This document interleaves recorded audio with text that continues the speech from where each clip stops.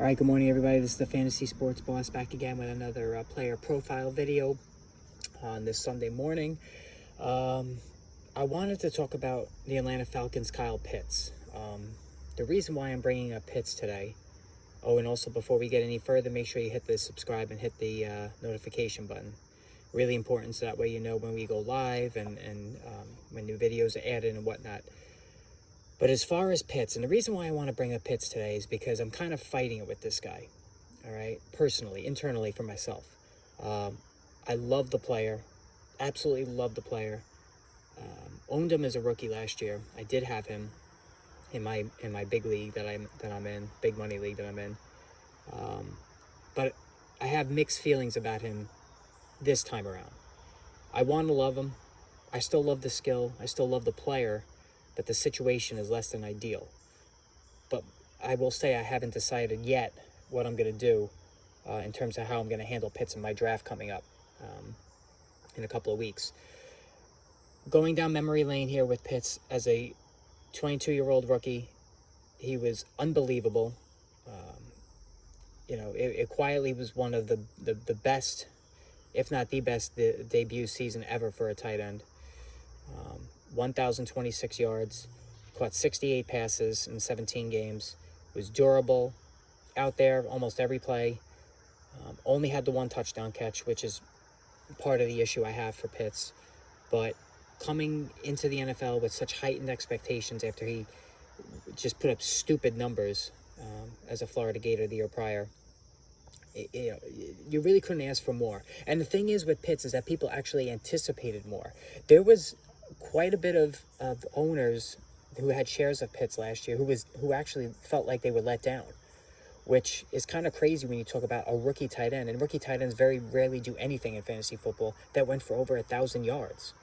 Now I get it. The one touchdown was a bummer, and we're going to get into that. But overall, I mean, it was a pretty spectacular debut, despite some more than prevalent feelings that it was a letdown. All right. The target share was very impressive. 9.3 yards per target. All right, 10.8 depth of target. So Pitts was getting downfield. All right, 5 red zone targets though was the problem. All right, and that has to be remedied for him to reach his ceiling for 2022. Now, in terms of the ADP. I checked right before I came on here. It's 34 right now overall in PPR format. So he's going in the back end, almost near the end of the third round. Now, personally, I prefer that over the 22 ADP of Mark Andrews. All right, I've already talked about the issues I have with Mark Andrews. The Ravens are certainly going to dial back, maybe even up to 150 pass attempts this season. So I think Andrews is looking at a step back in overall production, despite the fact that Marquise Brown is gone and there's plenty, there's not a lot of competition with just Rashad Bateman as a potential impact receiver. I think Pitts has better value between the two. I would prefer using a late third round pick as opposed to, a late second round pick. I don't think the numbers are going to be that drastically different between the two, other than the touchdown department. Now, let's look at how about this? We'll start with the quarterback situation. Matt Ryan has a history of not connecting with his top wideouts in the red zone. We saw this forever with Julio Jones. It's just a thing with him, all right? Kyle Pitts was his top target last year, the one touchdown, all right? I don't know what the block is with Matt Ryan in his brain when it comes to his top wideouts and top receivers in the red zone. He just doesn't get them the ball in those situations. Now we remove Ryan and we bring in Marcus Mariota, which doesn't excite anybody. Mariota was a failed draft pick of the Tennessee Titans. Great athlete. He's more athlete than quarterback. But the one thing that Mariota has to hang his hat on when it comes to Pitts is that he helped turn Delanie Walker into a high-end player. Delanie Walker did his best work with Marcus Mariota. All right? He was one of the better PPR tight ends with Mariota as his quarterback. Mariota habitually targets his tight ends. And that's what Pitts has going for him, is that Mariota is going to look for Pitts at a very high rate. And what's also going to help Pitts is Drake London's arrival. Now, London's been banged up this preseason, but he's going to be okay for week 1. He has field stretching ability. He was the best wideout in the class, 8th overall pick. London is really going to help break up the defense from keying in on Pitts.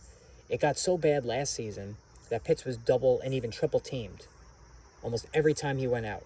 And you can't succeed. The fact that he went for over 1,000 yards with all that defensive attention on him is unbelievable. We're talking about a rare athlete at this position, like a freak. Remember when Javon Curse came out defensive end, and he was called the freak? That's what Pitts is as a tight end. And now London will help stretch the field. All right. And depending what they do with Cordero Patterson, if they use him in the slot, not use him as much as a running back, that'll also help open up the defense as well. So I do think that Pitts is going to better the 68 receptions. I think he's going to get pushed to 80, over 1,000 yards again, and he's due positive regression, or a bounce back, in the touchdown department. I think he can get 5. I think he can get 5 to 7. And if he gets those 5 to 7 touchdowns, that changes the whole equation right there. All right. So, I mean, that's 25 to 30 more fantasy points right there in that category alone. All right. Where I'm struggling with Pitts overall is just that there's no guarantee there. And what I'm really worried about is when Desmond Ridder, because I think Ritter's going to play eventually at some point. He too is got more athlete than passing acumen to his name, and there's certainly going to be a lot of struggles early on with Ridder. So, I mean, he wasn't a top draft pick for a reason. None of those quarterbacks really, coming out in last year's draft were overly impressive to me. So, Mariota is a stopgap player, and he's obviously not a great passer himself, but he has a history of targeting his tight ends.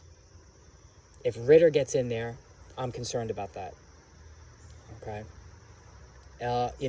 Forecasting the touchdowns that come back by law of averages, certainly, but that's also not a guarantee. So are you better off waiting for a Dalton Schultz, waiting for a Zach Ertz, 2 guys that I really like, or do you grab one of those 3 tight ends? Because I have Kelsey, Andrews, and Pitts above everybody else. And then there's a gap to George Kittle, Darren Waller, and Dalton Schultz. Those are my next 3. I don't even like Waller. I don't like Kittle. Kittle just can't get through a season healthy. He now is a quarterback who we don't know how good of a passer he is, who's more apt to run with the ball as well.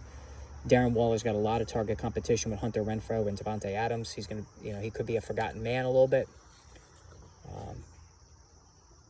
So I think Schultz, who's going to be targeted heavily. I think Ertz, who was targeted very heavily coming over from the Eagles. I think he's a better value. So if you choose to bypass those top 3 guys, then I say wait for Schultz, wait for Ertz. And if you really want to go deep into the draft, wait for Cole Kmet.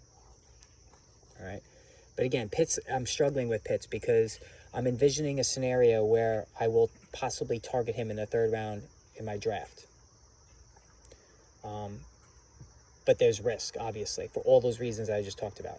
Desmond Ridder, the offense as a whole is pretty brutal. The offensive line is terrible. The running game, a lot of question marks there.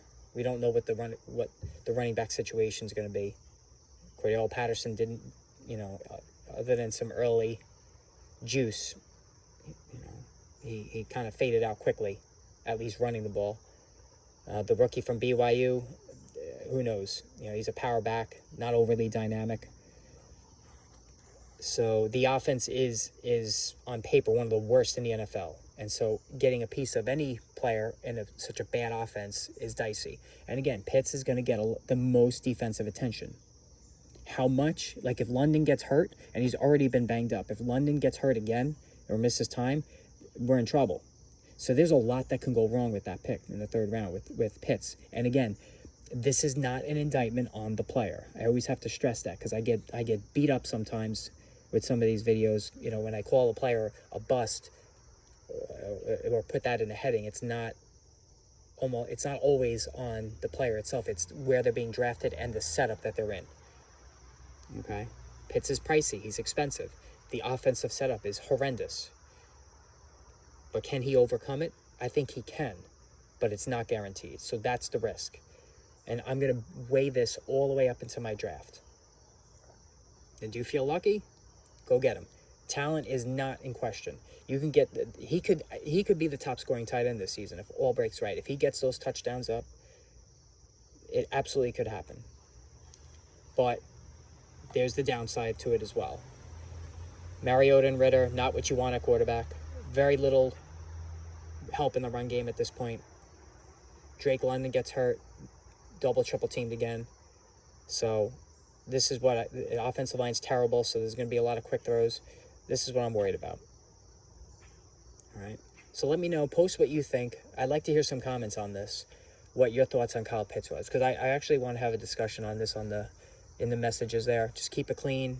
All right. No reason for any, nasty comments. We try to keep it clean, and we'll talk about it. I want to hear what you guys think about Pitts. If he's worth that late third-round pick, or is there just too much risk baked in to maybe wait for some of the other guys? All right, so post that below. And again, if you haven't already done so, hit that subscribe button. Football Friday every Friday. I got some interviews lined up that I'm going to be posting as well. More sleeper and bust videos later on today, and we'll go from there. All right, so enjoy your Sunday morning, everybody, and we'll talk soon.